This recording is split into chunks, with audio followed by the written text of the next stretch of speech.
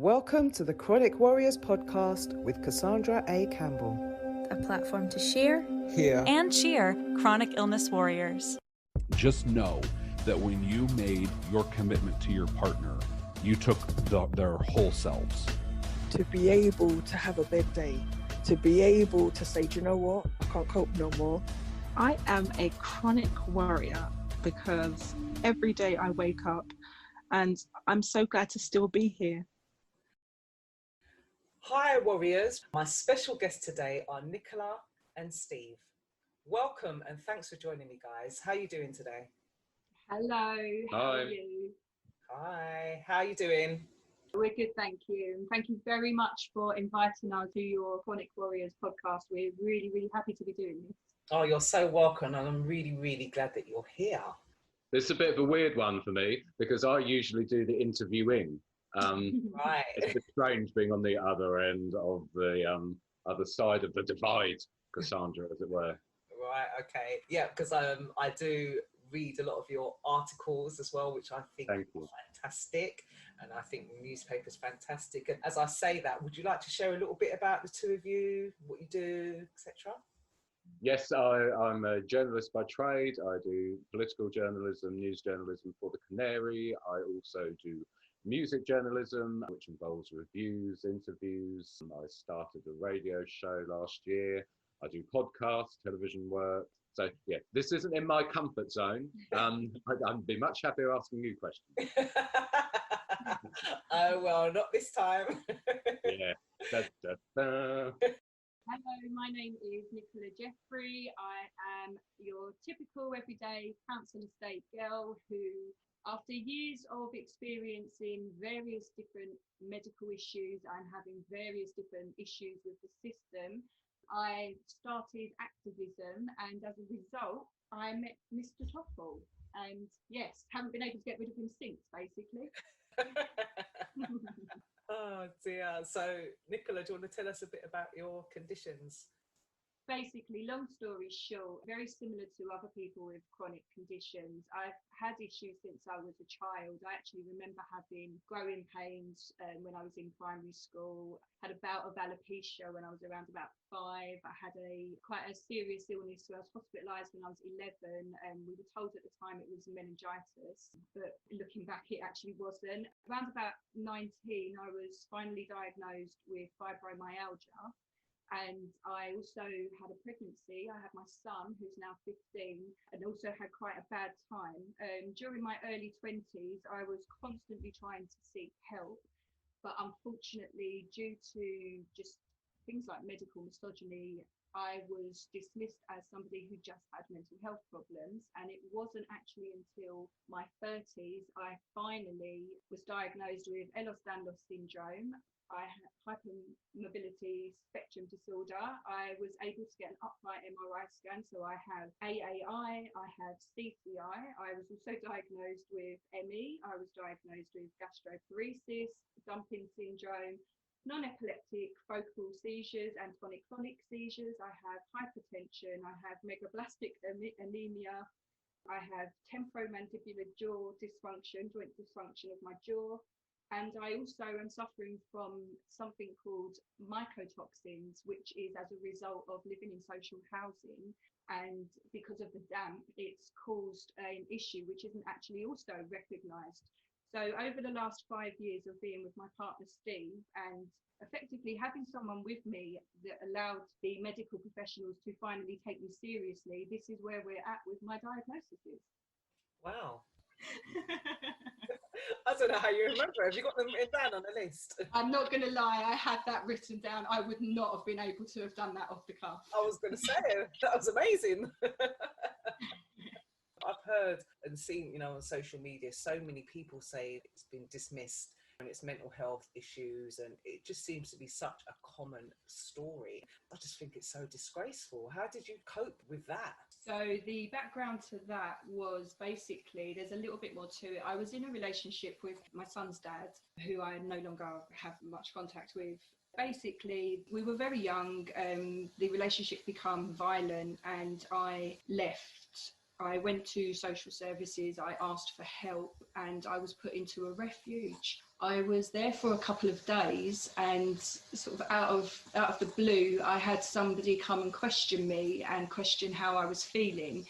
So I sat down, spoke to them, and within about sort of 15 minutes, they asked me to just sort of go outside. I was waiting outside, and then I saw a police van pull up. The police officer walked past me, and literally as he walked past me, my name was being repeated on his radio. So I looked at him and I said, "That's me. Have I done something wrong?" And he looked at me sort of just as shocked and said, "Are you Nicola Jeffrey?" And I said, "Yeah." And he said, "Okay, I think you need to come with me." I wasn't allowed to say goodbye to my son. I was put into a police van and I was taken to Green Park House in Bromley. I was held there for 9 days. I experienced my first ever panic attack as a result of the experience, and didn't really know what was going on around me, just very concerned, obviously, what was going on with my son. I was luckily able to find legal aid and a solicitor and push for a tribunal to find out what the hell was actually going on. And I was then dismissed 5 minutes before my tribunal 9 days later. I think so. And I then had to spend 2 years fighting for full custody of my son as a result of what happened. And if I'm honest with you, I basically felt that the initial sectioning was actually as a result to stop what would have otherwise been a domestic violence case with my son's dad. And as a result, everything was dropped. And it took 2 years for me to be able to prove that everything that happened was completely wrong. And I finally got full residency and full custody of my son at the end. So from that, I was then able to start really pushing with my medical side of things and show that what I was living with wasn't actually mental health. And then as a result, as I say, meeting Steve, I was finally taken seriously, and obviously we're at where we're at. So it's been a very interesting journey, to say the least. Sounds like it. I mean, that's just shocking that you would have to go through that. It's really, really shocking. But I guess the silver lining is that you got through it, you got your diagnosis, and you met Steve. Oh, definitely. And I think, if I'm honest, with this being a kind of a Chronic Warriors podcast, the most shocking thing, I wasn't able to access full Wi-Fi or broadband or any sort of internet access until 2015. So it's literally since then that I've been able to really start connecting with sort of people like yourself and other people who have experienced similar things. And what I found was the most shocking was that there are so many other people who have had similar experiences like yourself, and, you know, some of them like mine to the extreme. It's not as uncommon as we are made to believe, and as the medical community wants to believe. This isn't rare, it's just rarely diagnosed, in my opinion. Right. Yeah, that's right. I totally agree with that. It's not rare. You think it's rare because it's not something you hear about often. ME, EDS, etc. You hear a little bit more about fibromyalgia, but then even people with fibromyalgia are dismissed all the time. It's all in your head. So it is great to have the online community and to be able to connect with other people who are in similar situations. You just don't feel so alone, because I used to feel when I was growing up, I felt like I was some kind of alien species because people were wrong with me and nobody could tell me what it was. You know, I was like, okay, what's so different about me? But over the last few years, really tapping into the chronic illness community online, it just really helps to know that I'm just not the only one. And I know that that helps a lot of other people as well. Most definitely. And as you say, that kind of reaching out and realising that you're not alone, it was strange for me getting into activism. It was a similar situation. It was around about 2015, and I was watching I don't know if you know who Chunky Mark is, but I was watching a Chunky Mark video online, and it was of the DPAC protest at Parliament, and I was literally watching disabled activists being manhandled whilst they were simply just trying to protest and trying to, you know, fight for their rights. And I become so emotional. I joined DPAC. I literally joined them there and then, and as a result, I got very much involved in a lot of their protests, and that was literally how I met Steve. I kind of feel that it was meant to happen, because I most definitely would not have met Steve had I not have gone down that road of activism. So Steve, how did you find it? How did Nicola tell you about her conditions, and, you know, what went through your mind? Okay, so I knew Nicola's background already before we even met, because she was, as she just pointed out, a member of Disabled People Against Cuts, that's DPAC for short, which is a grassroots community-led disabled people's rights organisation. I was already sort of working with them as a journalist. I was covering their activism and what they were campaigning for already, and Nicola was a fairly prominent member of that. I'm sure she won't mind me saying she has one of the louder voices in disability rights activism. So I knew who Nicola was already, and I knew she had a fibromyalgia diagnosis. I saw her physically when DPAC, along with members of the Labour Party and the Green Party, they blockaded Westminster Bridge. This was the September of 2016. And I kind of saw her then and kind of eyed her up, as it were. And then actually probably met her a few days later at a disability rights conference, and we got chatting. As I say, I knew she already had a fibro diagnosis at that point. And we sort of started chatting after that, and it was during our conversations online that she said she was looking into potentially Ehlers-Danlos because she'd had an appointment with a rheumatologist who suggested that might be what was going on, and she was already looking into it at that point. So, I mean, the thing is, I wasn't doing what I do, and much sort of professional and personal interests for me focus on disability rights and health inequalities. So I wasn't shy to the notion of chronic illness anyway. And so it was kind of, do you know what, Cassandra, we discussed all this because we knew you were going to ask this question.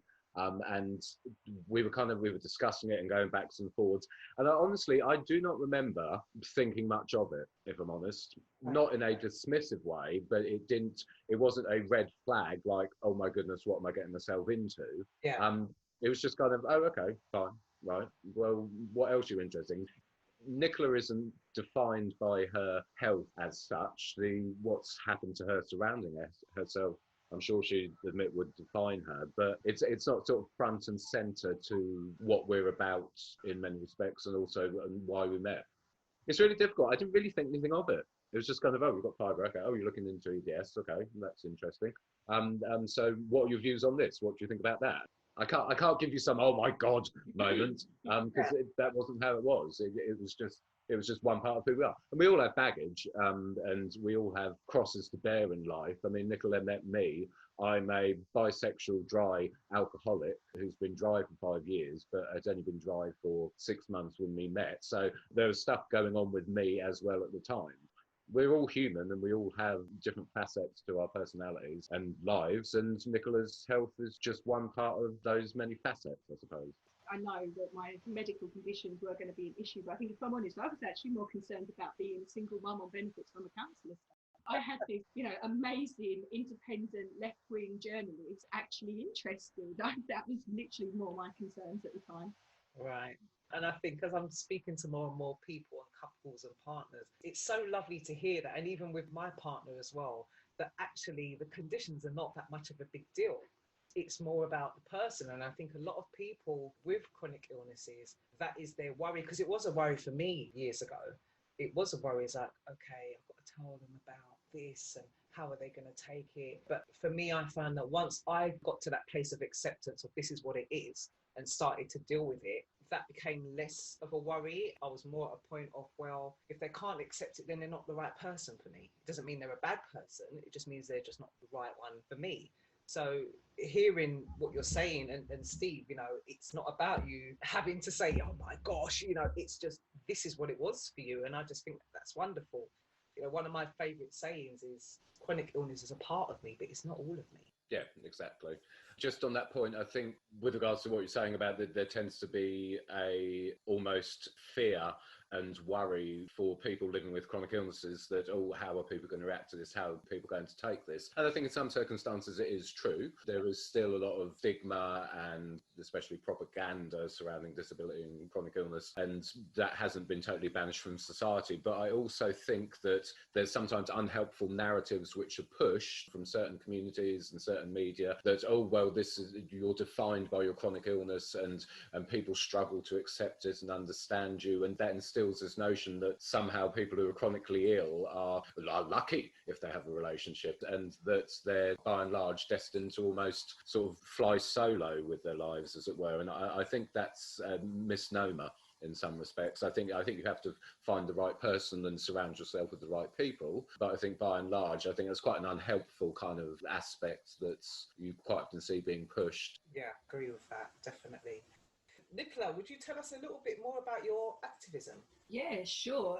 I suppose, if I'm honest, what really did it for me, when I was going to secondary school, I was actually sent off to a grammar school, which I absolutely hated. I never wanted to go to a grammar school. I wanted to go to the same school that all of my primary school friends were going to, or, you know, one of the same schools. And as a result of going to a grammar school, I think it kind of took me out of an environment that I'd grown up into and sort of shoved me into kind of more of a middle class world, where I'd come from more of a kind of working class background. And it really opened my eyes to things like classism within society and just the structures of society from quite a young age.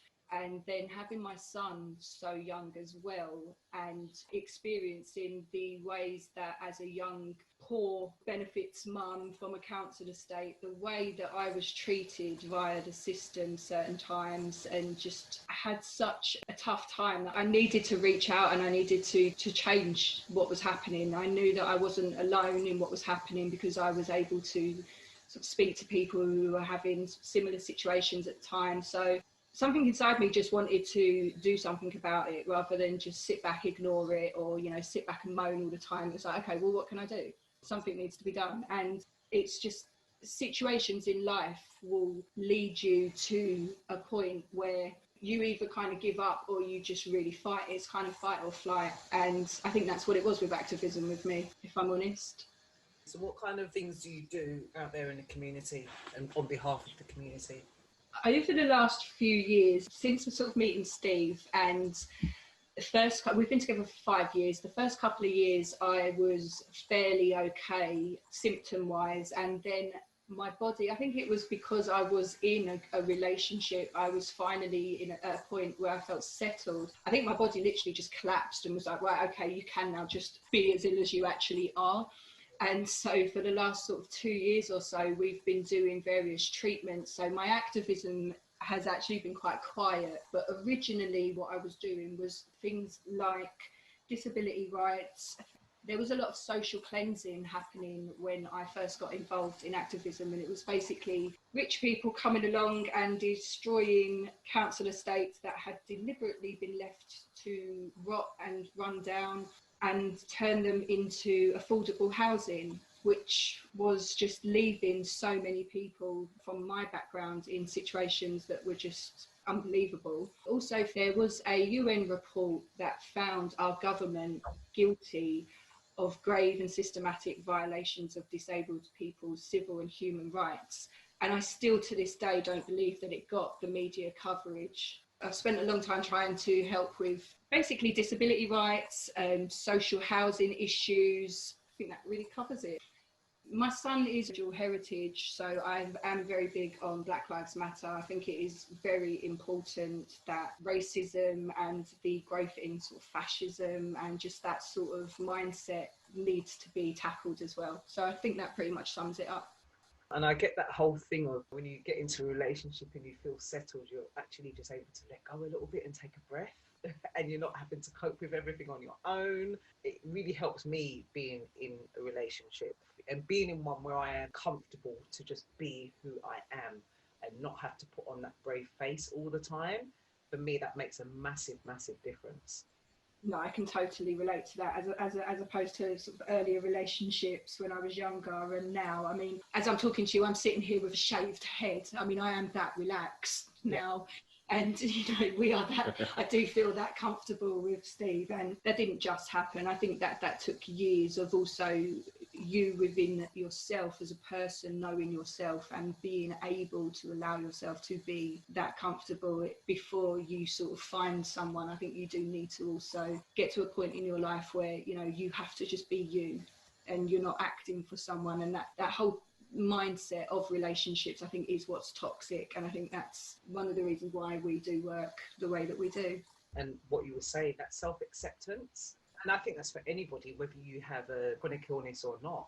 If you don't have self-acceptance, you're then not going to allow somebody to accept you for who you are. And it's going to be difficult for somebody to accept you for who you are because you don't even accept yourself. So with us, it's about accepting who we are as a person, but also accepting the conditions that we have and how they impact us. It's really important to then to be able to share your life with someone else and for it to work. Most definitely. And I mean, it's got to the point now where Steve is my full-time carer. As I said at the beginning, I have tonic-clonic seizures. So for me, one of the worst elements is knowing that we'll go to bed of a night time and within the sort of morning hours, I'll be likely to have a seizure. I do lose bladder control as a result. So there's been many times where Steve's had to kind of deal with that. And obviously at first it was an issue for me. I was embarrassed. But you do have to get to a point where this is me. Unfortunately, I have no control. I'm not doing it deliberately. And I also have to look at it from another angle, whereby I do feel incredibly lucky that I have found someone who doesn't just sort of run away from this, doesn't just dismiss this as it's too much for them to handle, and can handle it and does want to help. For example, if I'm having a gastroparesis flare, I'm often bedbound. I use a computer chair in my bedroom that I wheel over to the bed, and I put a bucket on it, and that's basically how I'm able to vomit. And it can last for sort of 24 or 48 hours. And again, Steve's absolutely amazing in being able to deal with this and being able to help. And as well as me getting to a point where I needed to accept myself, it has helped, as you say, to be with someone who allows you to be able to let yourself go. And yeah, I can't say that it hasn't been amazing finding Steve, and I do feel incredibly lucky. Oh, that's lovely. And that's why I wanted to highlight the partners as well, because it's not easy. It's not easy for us and it's not easy for them. So it does take a particular type of person to be with somebody who has the challenges that we have, because not anybody could handle it. On the flip side, I don't know if I had somebody with my conditions, how I would be. I don't know, and that's just being honest. It takes a particular kind of character to be with somebody who goes through the kind of challenges that we go through. I think that's my opinion, because not anybody could do it. And I would imagine that it does impact your relationship in some ways. You know, it's not always going to be hunky-dory. Oh no, of course not. I mean, you've only got to ask the neighbours. We've had our moments. How would you say it does impact you, and how do you both deal with it? I'd love to be some sort of miraculous sage here and spout off all this wonderful knowledge and wisdom and insight. I just keep my head down and get on with it, basically. I suppose that there's several sort of ways we approach it, in terms of that everything that goes on in our lives, be it Nicola's health, be it my work, any issues or challenges which arise from those, at the root of it, we understand that anything that happens isn't either of our faults. We both of us always try our best in our relationship, and I can count on one hand actually the number of rows we've had in 5 years. We hardly ever fall out. And I know that sounds really Disney and kind of slightly sickly, but it's true. And I think it's because we both have the understanding and knowledge that actually if something's happening with Nicola's health, or I'm having a bad day at work, or there's some external pressure coming into us, whether it be, I don't know, housing association who we rent off, or something that the government's done, or everyday kind of pressures dealing with the Department for Work and Pensions. It's not our fault, and therefore our default reaction is generally we don't take it out on each other. I think that's quite important, and it's especially important in relation to chronic illness. Most definitely. With regards to sort of Ask the Neighbours, what was meant by that is we very much both love our music, and I think for me, when times get too much, I love to just vibe out, just listen to music. I think it really helps when everything does get on top. Steve is a DJ, and he is also a new music reviewer for Paul's Radio and for Reggaeville. So he has a whole other musical side to him as well. Music is a huge help. It's not ever really mentioned with regards to chronic illness, but from where I'm coming from, I think music really does and can help at some of the worst times. Yeah, I totally agree, because I love my music as well, and I love my dancing too. Yes. So for me, yeah, I do. I love my music, and having that shared interest with my partner does help.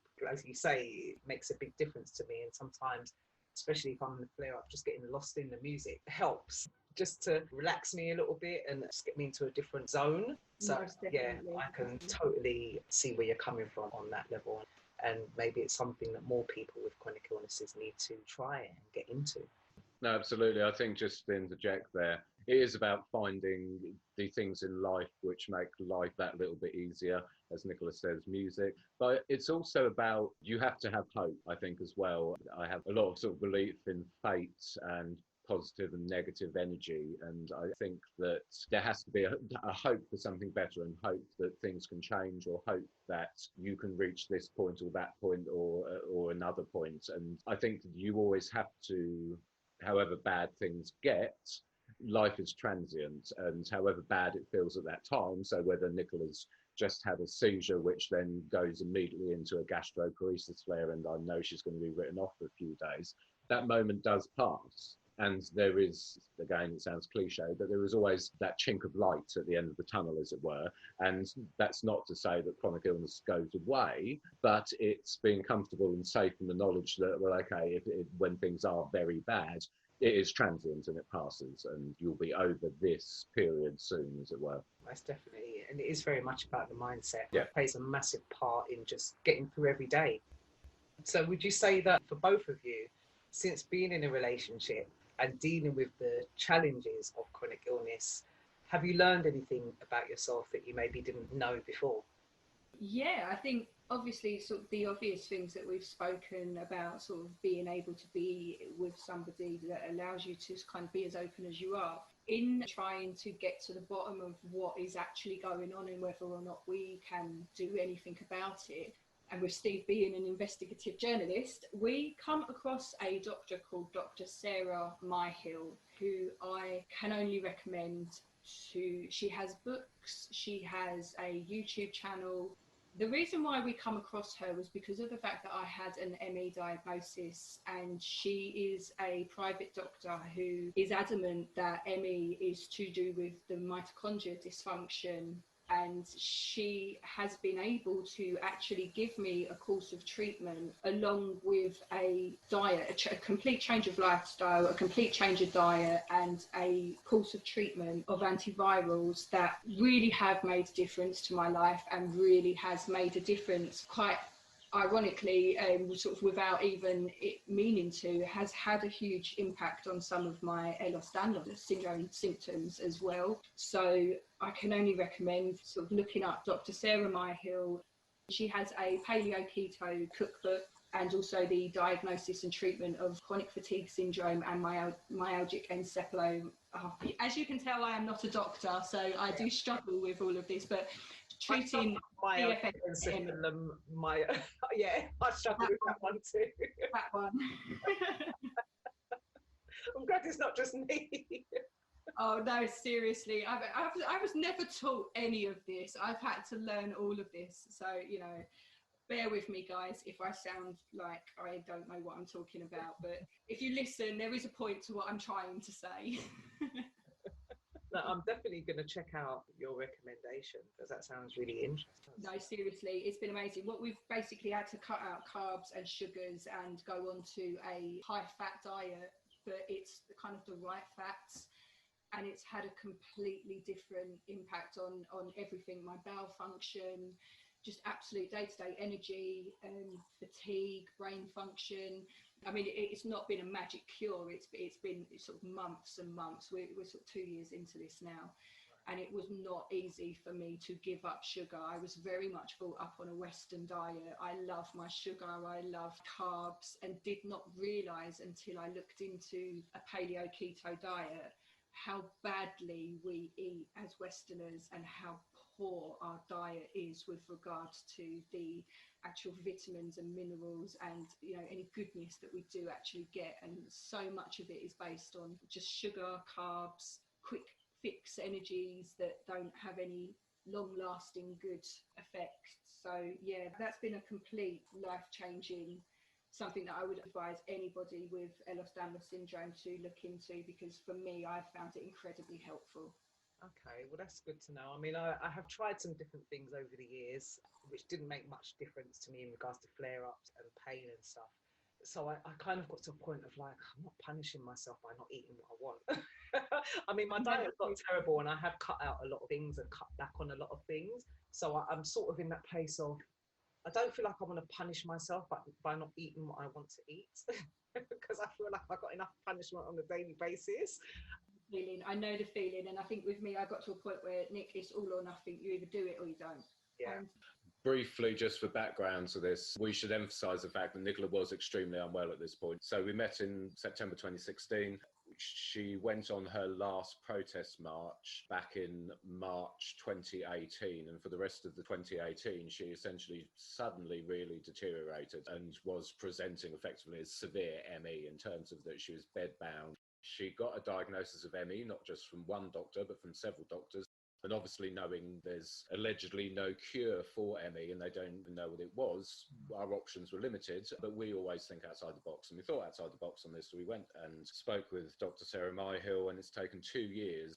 We wouldn't go on record and say it's cured her because we're waiting on more testing. But it has changed her life, essentially.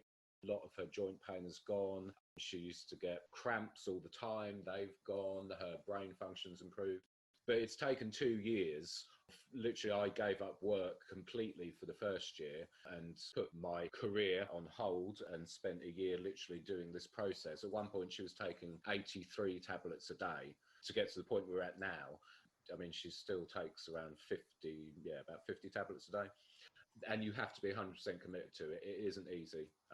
It's been really, really, really, really difficult and intensive and certainly life-changing. But we're happy and confident with what it's done. And as I say, this was for the ME. And interestingly, it also has improved a lot of her EDS symptoms. I mean, essentially what we're left with now, her worst issues in relation to the Ehlers-Danlos are generally neurological in terms of it's the seizures, gastrological implications from the neurological implications. But what we've been left with after this 2-year process with Dr. Myhill, we hope now issues just relating to Nicola's seizures, and it's the gastrological dysfunction that comes most likely because of the brainstem compression that's occurring up top, as it were. Wow. And I also have to say, just to sort of finish on that, that none of this was NHS. We had to go private for sort of 99.9% of the answers and the things that we have found. And the only way that that was possible was from the support that we had from the chronic illness community, from the activist community. There are a lot of socialists in this country, and they really did come out in numbers to help support us with a crowdfunder. And it was only through that I was able to get this support. So I mean, it was not easy, and it isn't easily available. And I think with regards to my activism and where I want to go with it, it will be to get this recognised and to allow for effectively more people like me from my sort of background who wouldn't otherwise have access to this, would otherwise be treated differently, making sure that their voices are heard and the treatment that I've been able to access is going to be available for others. Sorry, to then expand on that further. This is where we get really passionate, because it's been 2 years of our life, but it has been quite remarkable. And I suppose just to circle back to the original question you asked, Cassandra, which was what have you learned about yourself? For me, I've learned that what I thought I knew about medicine and healthcare was not quite what I really should have known. It's opened my eyes, especially to, unfortunately, the situation with the NHS. For example, I was, to be perfectly candid, part of my work and my activism was around the NHS and standing up against stealth privatisation that's been happening for many years now. And I support a publicly funded NHS completely. I'm a big advocate of the NHS. What I'm not an advocate of, and what we've learned the hard way during this process, is that actually the NHS is dire for people with chronic illnesses. The NHS expects people to go in one end ill and either come out the other end cured or dead, effectively. It's almost a factory production line, and especially for Ehlers-Danlos, so much we've had to do has had to be private, either because it's for waiting times or it's because of the limitations of the scope in which the NHS operates in terms of Ehlers-Danlos. I mean, a perfect example is we saw, I won't say the person's name or profession because it will give away who it is, a leading consultant, world-renowned person. We saw them on the NHS, and they said to us in no uncertain terms that the challenge you have in the NHS is all about circles. So there's a white circle, which is what the NHS says consultants are allowed to do. Then on the outside of that, there's a grey circle, which is kind of where NHS consultants can stray into. If they're careful, they can sort of say certain things and recommend certain other treatments, but they have to tread carefully. And then you have a dark grey circle outside of those two circles, which is outside of the NHS, where if they were seeing us privately, they'd be allowed to go. But the NHS restricts essentially what they can say and what they can offer. They, sorry, weren't the only consultant to say it. We've heard from other consultants as well. It's been eye-opening for me, a real life-changing, thought process-changing experience going through this with Nicola, seeing what most people don't actually experience with healthcare in this country, because you don't. I mean, most lay people in their everyday lives only experience the NHS when they have a trauma injury, when they have to go to the GP, or when they're diagnosed with something life-threatening, potentially incurable, or cancer, hopefully curable. That's most people's experience of the NHS. With chronic illness, it's completely different. You are reliant on this service and reliant on the people within the service. And you spend a third of your life juggling your appointments, managing your appointments, going to your appointments, following up your appointments. And the past 2 years for me have really exposed the faults within the health service. Like Nicola said, all the answers we have got privately. And that's not quackery privately. That's invariably seeing NHS consultants not within the realms of the NHS. I mean, like her upright MRI, for example, that's been the key to everything with regards to her EDS, because it's given us an insight and pinned down the exact cause of the majority of her symptoms. And we now know what the issue is with that. Literally on the NHS, under the neurologists that I was seeing, I was told that my seizures, because they had no access to the upright MRI scan at that time, they told me that my seizures must be a childhood trauma that I don't remember.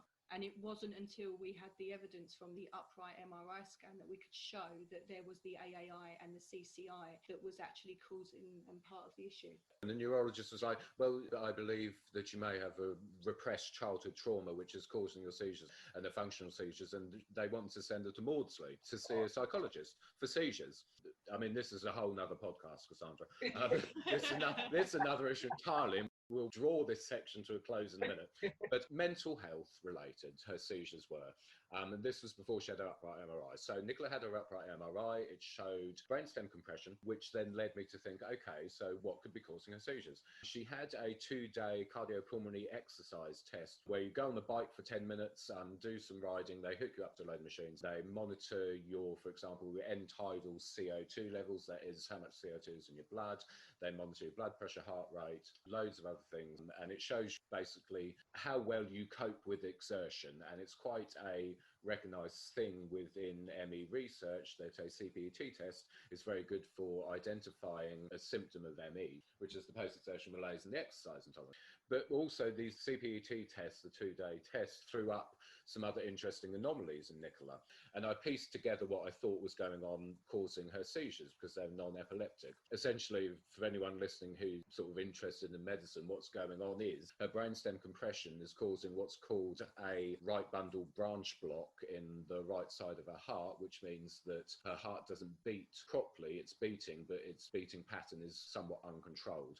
This then leads to something called an infralateral ST segment depression, where basically 2 sides of her heart don't squeeze properly. So you've got not regular beating, heart not squeezing properly on the right side. This then causes blood supply to the lungs, which is what the right side delivers, to be restricted. She's not getting enough blood to her lungs. Therefore, the blood that's going to her lungs doesn't get oxygenated properly, coupled with her megabelastic anemia, which means that her red blood cells don't carry oxygen properly, leads to a fall in blood pressure, which leads to something called vasoconstriction, where the arteries and veins mess up. This then leads to cerebral hyperperfusion, which is essentially a loss of oxygen supply to the brain, which then causes her to have a seizure.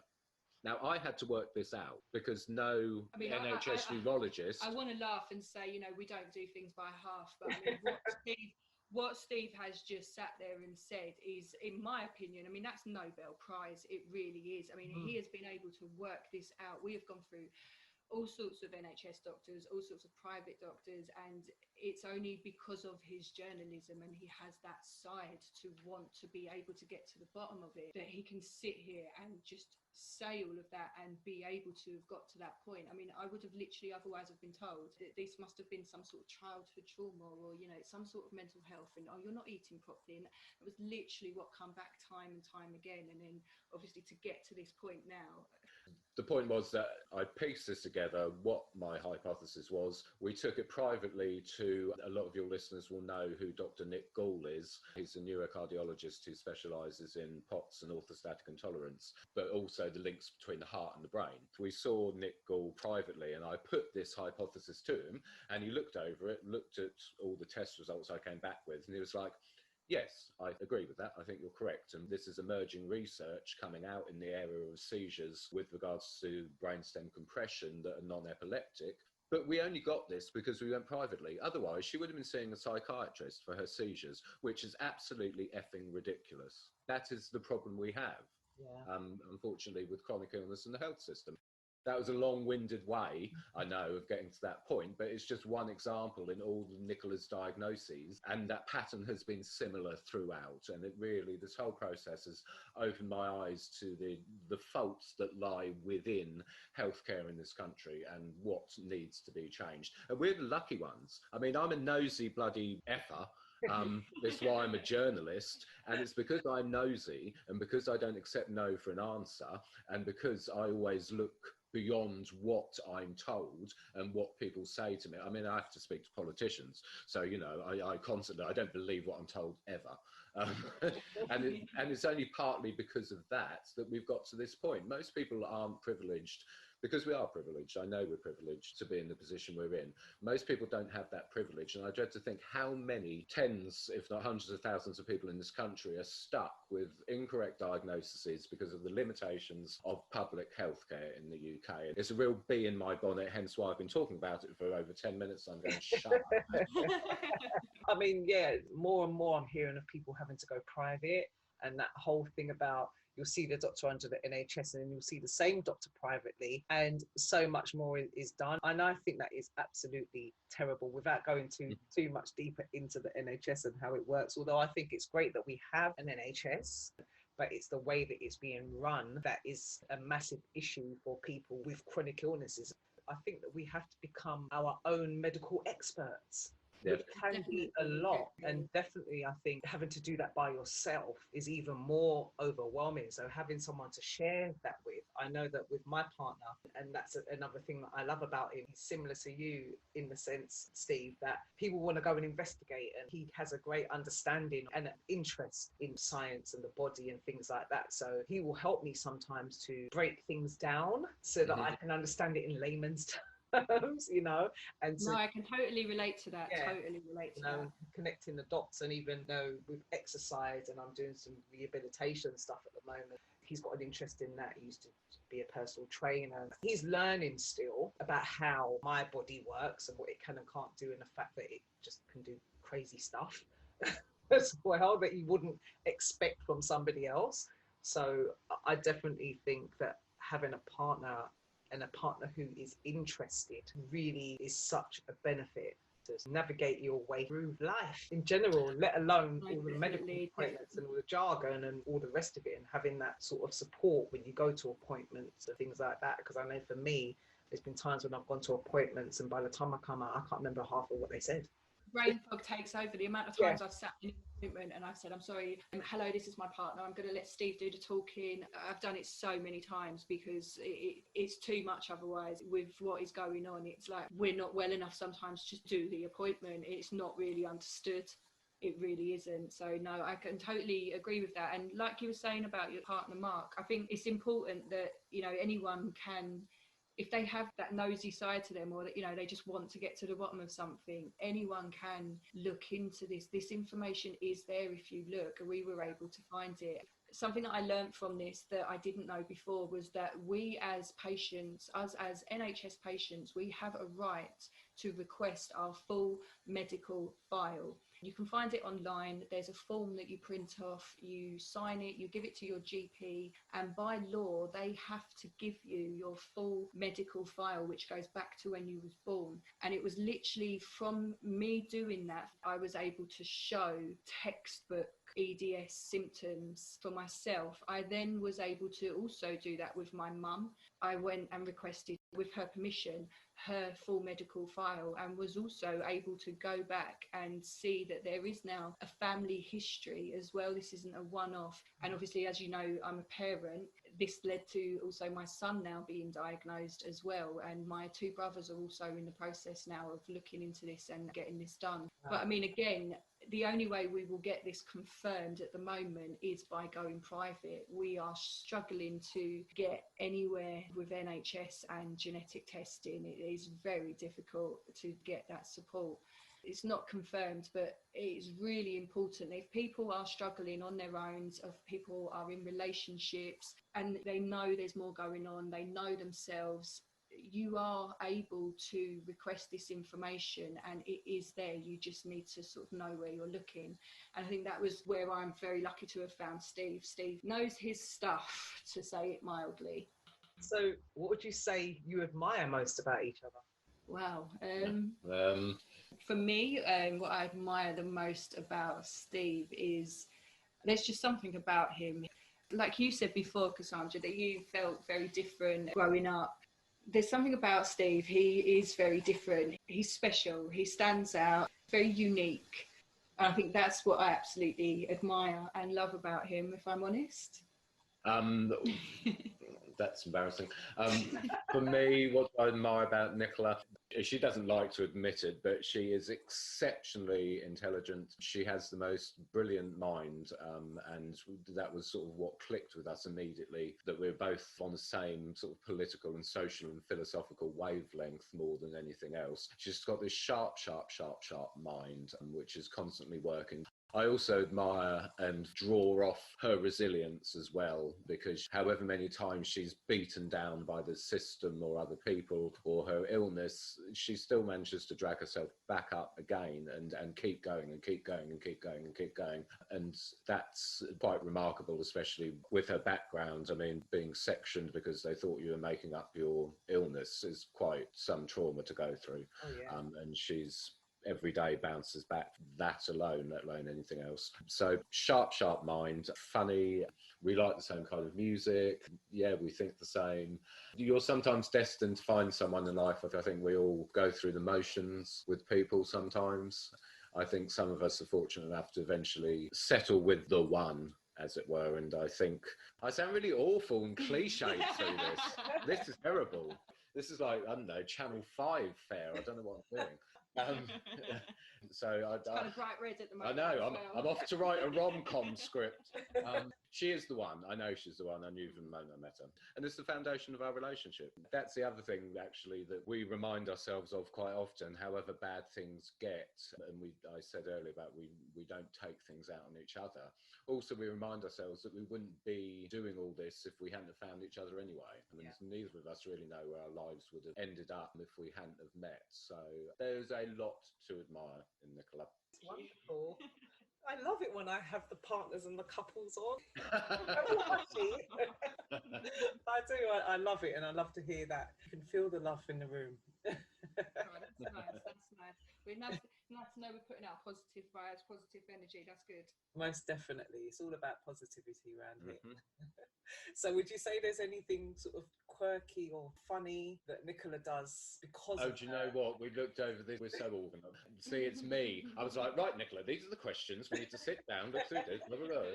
So we kind of looked on this, and I don't know. It's very... We do. I think we just are. I think that we can't answer that question because the truth is we are really just quirky anyway. So we ain't normal in any sense of the imagination. I suppose we do would come across to others as probably quite funny and quite quirky. So I don't think we have an answer to that. That just is us. Yeah, we're not. We live a strange kind of existence, I suppose.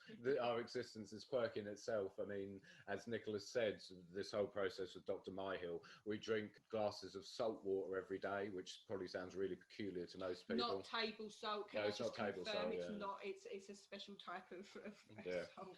It's very interesting. You know, we've been discussing this a lot lately as a couple, actually. I was just sort of side-eyeing Nicola, going, say this or not. We've been discussing this as a couple a lot lately, and about after sort of the past few years of Nicola's treatment program, which was then compounded obviously by the pandemic, because we were locked down. We were double locked down because we were already locked down because we were treating Nicola before the pandemic happened. We've kind of realised we're not sure where we fit in, Cassandra, really anymore. We are quirky in itself, just generally, because our diet and our routine, down to the minute details, like we don't drink tap water at all, for example. We live a strange existence, and we're coming out the other side of this 2 years of treatment and pandemic. It's changed who we are. Really, we're different people to how we went into this back in early 2019, and for both of us as individuals but also as a unit, it's kind of like a rebirth, if you like, and we're both now having to refine our direction and who we are and where we're going in life. But don't want to tell you, being an alcoholic, how many times I've rebirthed myself, only to regress back into the metaphorical womb again and have to go through the process again. But this time it's something we're doing together as part of a partnership. But yeah, what is quirky? I don't really know. I think the problem is, babes, it's because we are just quirky, and this is why we're sitting there like, okay, so what do we do? I think just everything that we do. I mean, we could reel off EDS stuff, which is quirky. Your listeners have probably got loads of their own quirky. For example, Steve's sitting here with a shaved head, bright red Mohican. I'm sitting here with a shaved head. We are just, in general, So, for example, that happened. We're not your usual everyday people, to be fair. No, and that happened the other day. Nicola's been complaining for ages because of the EDS. It's difficult to do her hair all the time because she had to use straighteners. So we kind of thought, okay, well, we shaved half of the hair off, or rather a hairdresser is, just to give her one side to deal with. So it's kind of that undercut look, and it was still causing a problem. So literally the other day, she took the decision and we just shaved all her hair off, and she's got a skinhead now. And I saw, and it really suits you. Absolutely love it. I was really not sure whether it would suit me, and since I've done it, I have felt really free and really fresh and really comfortable, and I've saved so much time as well and energy in trying to, fix your hair, wash your hair, sort your hair out as a woman. I'm very much into the sort of non-conformity, and this is my non-conformitist moment, I must say. It's been really helpful with just everyday kind of neck issues, shoulder issues, and just adding to it when I was dealing with my hair. Oh my God, it's been so much easier. So yeah, I would recommend that to anyone. If they're brave enough, go for it. If you're brave enough, go for the shave, seriously. I've shaved off half of mine, so that was where I was initially. So for the last month I had the half head look, and I just went for the whole lot. Again, if you're going to do it properly, do the whole thing. Yeah. Funny, because my partner Mark, he calls my hair the Hair Chronicles. Okay. And I used to have my hair sort of like past my shoulders, locks a bit. Sometimes I'd have a big afro, sometimes I've had it straight, and it did get to a point for me, particularly when I injured my wrist. Even though over the years, to be honest, I've cut my hair really short, I've grown my hair, I've done all sorts. I'm just that kind of person with my hair anyway. But I got to the point of finding it increasingly challenging to do my hair. So right now, I cut it down really, really short and shaved all the sides. And then now I'm locks in my hair, which I'm hoping over time will be easier to manage. But I'm going to keep it short for now, and I'm going to see how I get on with it. But I'm keeping my shaved sides, because then also my hair is quite thick, so it's like quite heavy sometimes on my neck. Mine is. I've got very, very thick hair. For a white girl, my hair's really thick, and it actually goes quite curly as well sometimes. It doesn't actually have a natural curl to it. It's just very sort of wavy. It's a bit weird. So I have to either kind of sort of style it, straighten it, and it was a nightmare. So good luck with your locks. I hope they help. I hope, that makes life a bit easier. Yeah. But seriously, don't feel no way to go for the shave. I did it, and I genuinely feel much better for it. Well, I actually had my hair really, really short, probably just a little bit longer than yours when I was about 21. So I have been there. I don't know if I'm ready to go back there again yet. But so I've been there. Yeah, I like to be a bit wild with my hair sometimes. Why not? Seriously, why not? Guys, you've been on such a journey, and all that you've been through, Nicola, you separately, and then the two of you as a couple, it's just wow. I'm so happy that you're coming out the other end of it, and there is seeming to be a light at the end of the tunnel, and that's a really important message to put out there as well to people. in regards to not giving up on themselves and on their health. It's just been so enlightening speaking to you, and just so inspirational and empowering. Fantastic. Thank you so much. Can I just add sort of a final thought, as it were? I know a lot of people living with chronic illnesses and impairments will be listening to this, and they will be single on their own, feeling quite isolated. And I imagine a lot of people will think, oh, well, that's for them, it's okay for them. You know, she found a sort of fairly well-known journalist and blah, blah, blah, blah, blah. I think why we got together was we were moving in the right circles and good circles for us. And I don't want people to come away from this thinking that, oh, well, lucky them and lucky Cassandra that they found people, because the only reason me and Nicola met was through online communities and engaging with people online and engaging in the right communities and engaging with the right people. And I think that's what a lot of it is about. You need to maybe look at your circle and who you interact with, and maybe look a bit further than you normally would. And because I believe there is someone out there for everyone. I think that if you just start thinking outside the box a bit more, and because we want people to take something away from this, and I think the main takeaway from this is that there is hope. If you are feeling on your own and are feeling isolated, you just need to think outside of where your head maybe normally is at, and look further and involve yourself in communities online, involve yourself in organisations, get involved with whether it be support groups or political activism groups or disability rights activism groups, or even just sort of fun community groups, and branch yourself out a bit more. Steve says sort of look outside the box, and my mindset at the time was always kind of people need to connect the dots that they wouldn't otherwise have connected. And it, you know, it's however you look at it, I think it's definitely important. We would never have met just sort of walking down the street. It was only because of the things that we were involved in and the fact that we were already at a certain mindset that we were able to find each other, and I think that's really important. But I also want to say thank you very much for having us. It's been really lovely to actually speak about all of this, and you know, in the way that we have. And it has been an honour to be able to do this, and you know, to be called a chronic warrior is quite an honour, I must say. So thank you for that. No, thank you, Cassandra. It wasn't as bad as I thought it was going to be. Oh, I'm going to hear it. And I'm going to flip it at some point this year, and you can answer my question. Oh my gosh. Okay. You're going to put me in that spot, yeah. I think what you guys were just saying, I think it's a wonderful message in regards to sort of thinking outside the box and what circles you're in. I think that's brilliant. Couldn't have said it better myself. So thank you for that. And again, it's been wonderful having the two of you on. Really, really nice, and you've just put a nice angle on this conversation, and I can't wait to get it out there. Yeah, it's been fantastic.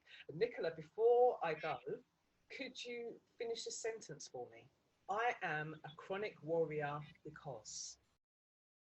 I am a chronic warrior because I know that if I listen to that voice inside and I believe in myself, no matter how difficult things can be, medically or otherwise, I will always keep going. I am not going to give up. And I wasn't prepared for that one. I really wasn't prepared for that one. Why am I a chronic warrior? Because you know what? If I was honest, my first response would be because I don't take no shit. But clearly... I think the reason why am I a chronic warrior? Because I want to change things. I know what I've been through, and I want to make it better for other people. And I don't care how ill I get, I am determined to make a difference and to make a change. That's why I'm a chronic warrior. Wonderful. Thank you so much, guys. I can't say how much I've appreciated you coming on. Thank you for having us. Thank you for having us. You've been listening to the Chronic Warriors podcast. Please remember to like, subscribe, comment, and share this podcast.